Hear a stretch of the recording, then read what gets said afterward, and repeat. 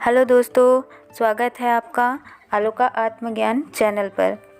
दोस्तों, आज के इस कहानी से आपको सीखने को मिलने वाला है कि जीवन में असंभव कुछ भी नहीं है और जब जागो तभी सवेरा होता है।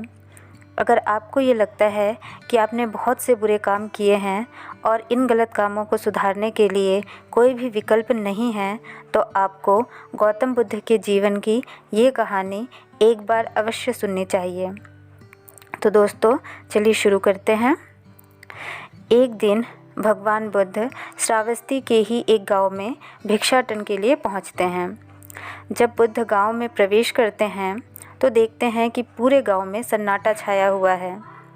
दूर तक कोई व्यक्ति नज़र नहीं आ रहा था। बुद्ध उस गांव के पहले द्वार पर जाते हैं और कहते हैं, भिक्षाम देहि, परंतु भीतर से कोई बाहर नहीं आता है। बुद्ध दूसरे द्वार पर जाते हैं परंतु कोई दरवाज़ा नहीं खुलता। बुद्ध तीसरे द्वार पर जाते हैं परंतु उस द्वार से भी कोई व्यक्ति बाहर नहीं आता।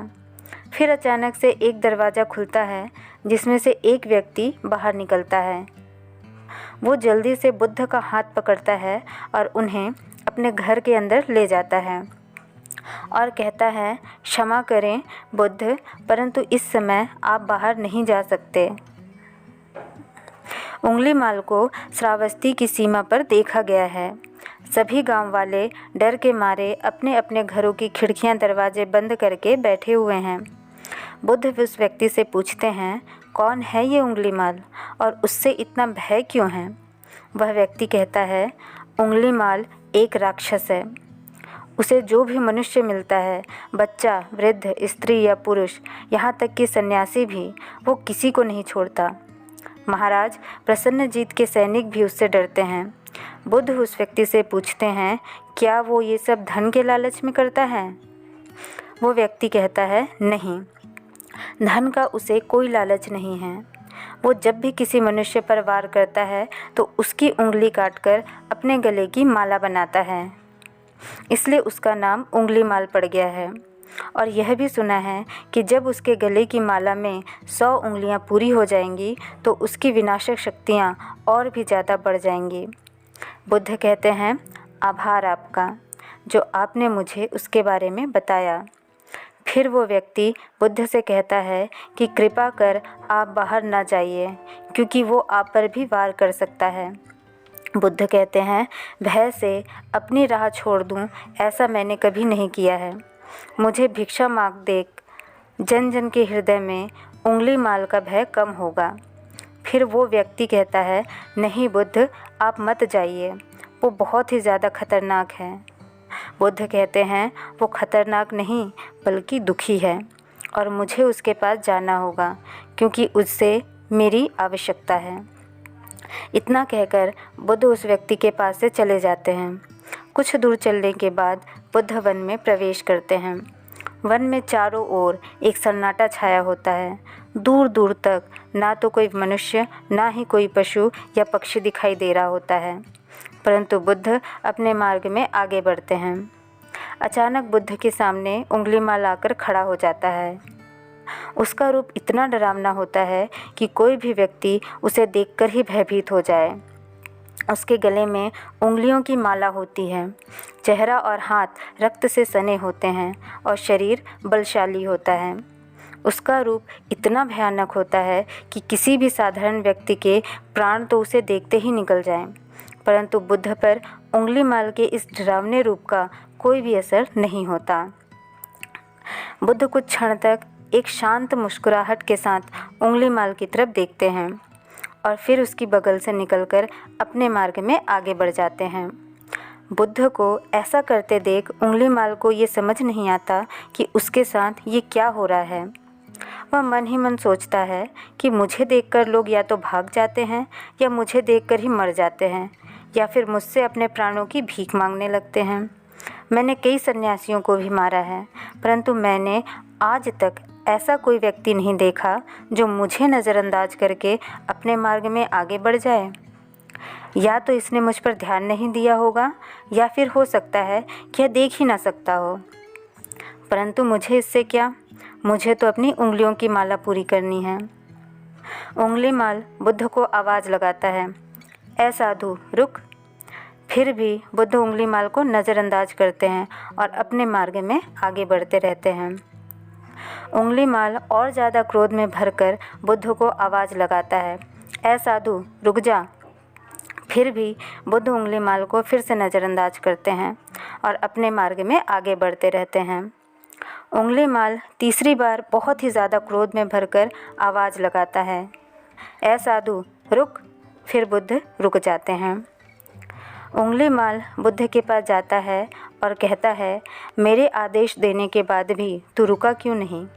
बुद्ध कहते हैं, मैं तो बहुत पहले रुक चुका हूँ, तुम ही चलते जा रहे हो। उंगलीमाल ये समझ नहीं पाता कि बुद्ध क्या कह रहे हैं, परंतु वो इतना ज़रूर समझ जाता है कि सामने खड़ा व्यक्ति उससे थोड़ा भी नहीं डर रहा है। उंगलीमाल बुद्ध को डराने के लिए चिल्लाकर पूछता है, ऐ साधु तुझे मुझसे भय नहीं लग रहा? मैं आदि मानव हूँ। बुद्ध कहते हैं, नहीं तुम मानव हो। बुद्ध की यह बात उंगलीमाल के हृदय पर लगती है।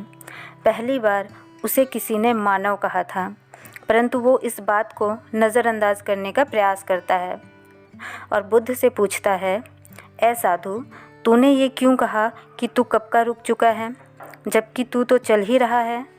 और तूने ये क्यों कहा कि मैं नहीं रुका हूँ?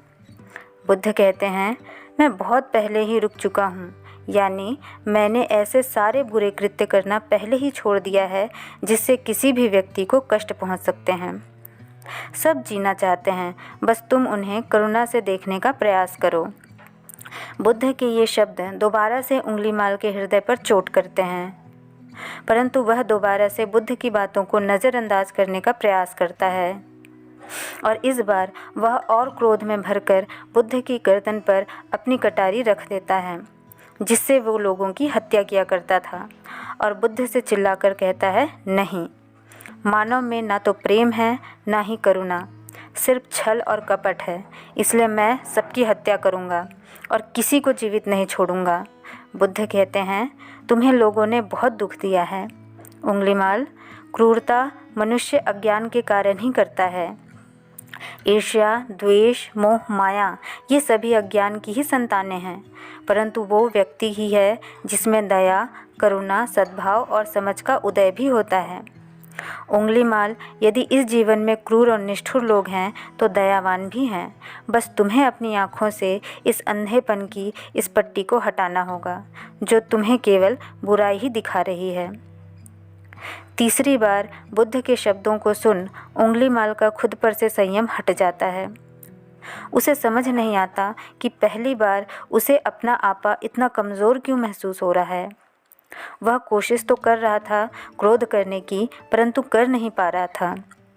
वो बड़ी हिम्मत जुटाकर क्रोधित होने का नाटक कर रहा था और बुद्ध से कहता है, तुम और व्यक्तियों जैसे नहीं हो। बुद्ध कहते हैं, मैं हर व्यक्ति जैसा ही हूँ, बस जागृत हूँ और यह सिद्ध कर रहा हूँ कि हर व्यक्ति में जागने की क्षमता है। मेरा मार्ग क्रूरता को दया में परिवर्तित करता है। उंगलीमाल, तुम अनजाने में घृणा के पथ पर हो, बस इस क्षण रुक जाओ। तुम्हारे भीतर भी ये क्षमता है कि तुम दया और करुणा के पथ पर चल सको। इतना सुनते ही उंगलीमाल के हाथ से कटारी ज़मीन पर गिर जाती है और उसकी आंखों से आंसू बहने लगते हैं। भला कोई कब तक बुद्ध को अनदेखा करेगा? उंगलीमाल रोते हुए बुद्ध से पूछता है, क्या आप वही हैं जिन्हें लोग बुद्ध कहते हैं, जो लोगों को मुक्ति के मार्ग पर चलाना सिखाते हैं? फिर बुद्ध कहते हैं कि हाँ, मैं वही हूँ और तुम्हें भी मुक्ति के मार्ग पर ले जाना चाहता हूँ। फिर उंगलीमाल कहता है, परंतु मैं बहुत दूर निकल गया हूँ। मैंने बहुत हत्याएं करी हैं और बहुत पाप करे हैं। मैं अब चाहकर भी वापस नहीं लौट सकता और मेरा वापस लौटना अब संभव नहीं है। बुद्ध कहते हैं, असंभव कुछ भी नहीं, जब जागो तभी सवेरा। उंगलीमाल कहता है, मैं अब पुनः जीवन की ओर नहीं मुड़ सकता, बहुत देर हो चुकी है बुद्ध। बुद्ध कहते हैं, तुम में इतनी चेतना है कि तुम जानते हो कि जो तुमने अब तक किया वह बुरा था। इसका अर्थ यह है कि तुम जानते हो कि अच्छा क्या है और बुरा क्या है। उंगलीमाल, जिस दिन से तुमने अच्छा कार्य करना शुरू कर दिया उस दिन से तुम्हारा एक नया जीवन शुरू हो जाएगा। फिर उंगलीमाल कहता है, मैं कितने भी अच्छे कार्य क्यों ना कर लूँ, परंतु लोग मुझे उसी दृष्टि से देखेंगे और मुझे चैन से जीने नहीं देंगे। बुद्ध कहते हैं, उंगलीमाल, यदि तुमने हिंसा का मार्ग छोड़ा तो मैं तुम्हें मार्ग दिखाऊंगा और तुम्हारा संरक्षण करूंगा और तुम्हें लोगों की घृणा से बचाऊंगा। बस पहला कदम तुम्हें ही उठाना होगा। उंगलीमाल पूछता है, क्या ये हो सकता है? बुद्ध कहते हैं, अवश्य हो सकता है। तुम में असामान्य बुद्धि है उंगलीमाल, तुम परम सत्य के पथ पर बहुत आगे जाओगे।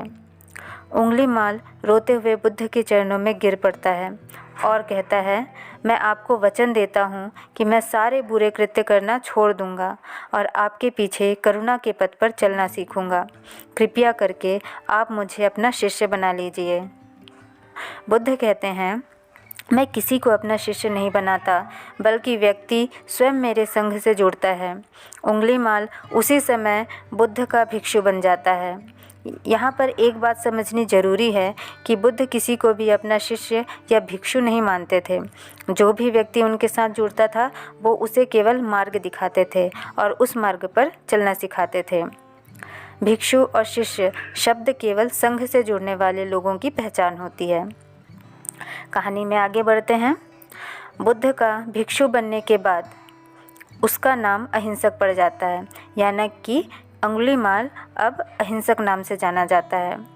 फिर बुद्ध ने जैसा उसका नाम रखा था अहिंसक, वो ठीक वैसा ही बन चुका होता है। जब अहिंसक प्रथम बार अन्य भिक्षुओं के साथ एक गांव में भिक्षाटन के लिए जाता है तो गांव के कुछ लोग उससे बदला लेने के लिए उसे लाठी डंडों से पीटने लगते हैं।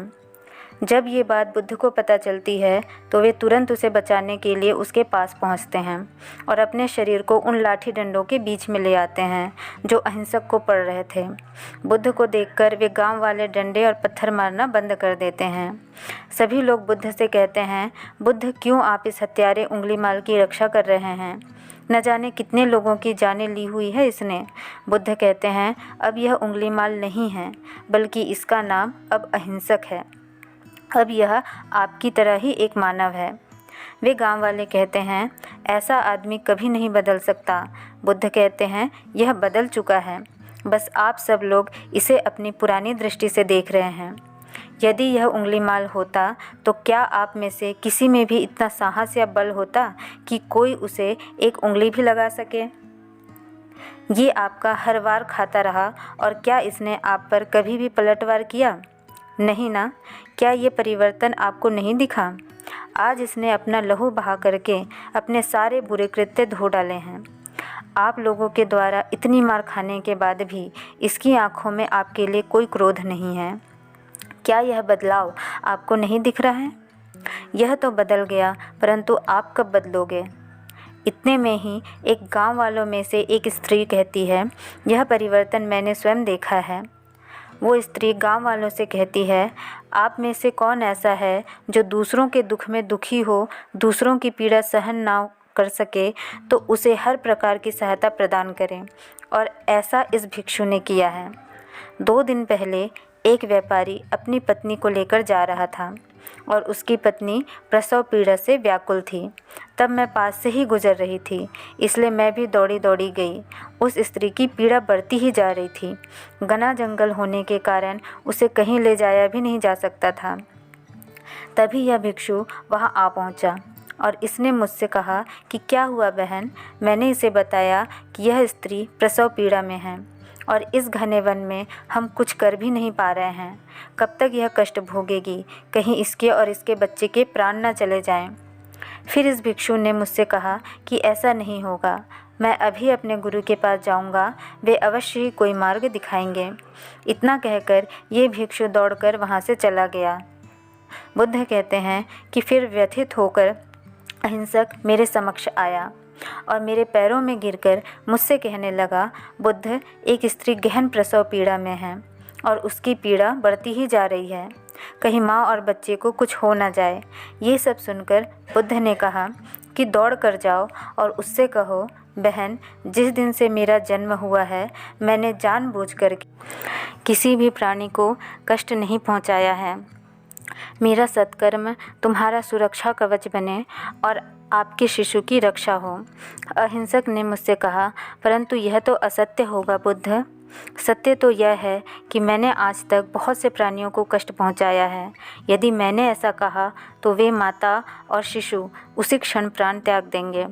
फिर बुद्ध ने कहा, तो तुरंत जाओ और उस स्त्री से कहो, बहन, जिस दिन से मेरा एक नया जन्म हुआ है मैंने सभी बुरे कृत्यों को त्यागा है और उस दिन से मैंने किसी भी प्राणी को कष्ट नहीं पहुंचाया है और मेरे सत्कर्म आपका सुरक्षा कवच बने और आपकी और आपके शिशु की रक्षा करें। फिर अहिंसक ने बुद्ध से पूछा कि क्या मेरे सत्कर्म उन्हें बचा लेंगे? बुद्ध ने कहा कि अवश्य, यह तुम्हारी अपनी कमाई है। या तो तुम इसे अपने लिए बचा कर रख सकते हो या फिर किसी पराये पर खर्च कर दो। अपने कमाए सत्कर्म को किसी पराये पर न्यौछावर करने से पहले अहिंसक ने एक क्षण भी नहीं सोचा और वो उसी समय उस स्त्री और उसके शिशु की जान बचाने के लिए वहाँ चला आया। वह स्त्री कहती है कि हाँ, यह भिक्षु दौड़ कर वहाँ आया और अभी भी वो स्त्री गहन पीड़ा से जूझ रही थी। इसने अपने दोनों हाथ जोड़े और आंखें बंद करके कहने लगा, बहन, जिस क्षण से मैं भिक्षु बना हूँ उस क्षण के बाद मैंने कोई भी ऐसा कृत्य नहीं किया जिससे कि किसी भी प्राणी को कष्ट पहुँचे। मेरे सत्कर्म आपके लिए सुरक्षा कवच बने, आपकी और आपके शिशु की रक्षा करें। और इतना कहते ही उस स्त्री ने अपने बच्चे को जन्म दे दिया। फिर बुद्ध कहते हैं कि दूसरों के दुख से दुखी होने वाला यह व्यक्ति अहिंसक कैसे किसी को दुख दे सकता है? यदि ये भिक्षु मन का सच्चा ना होता तो वह स्त्री कब के अपने प्राण त्याग चुकी होती। फिर अहिंसक ने बुद्ध से कहा कि इन्हें मत रोकिए बुद्ध, इन्हें मारने दीजिए और तब तक मारने दीजिए जब तक कि इनके मन का क्रोध शांत नहीं हो जाता। फिर बुद्ध अहिंसक से कहते हैं, कर्म और गुणों के भंडार हो तुम। आज तुमने अपने नाम अहिंसक को सिद्ध कर दिया है।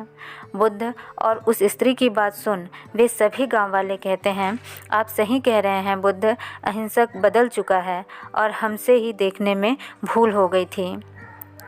उन्होंने बहुत सारे गलत काम किए हुए हैं। अब इन गलत कामों को सुधारने के लिए कोई भी विकल्प नहीं है।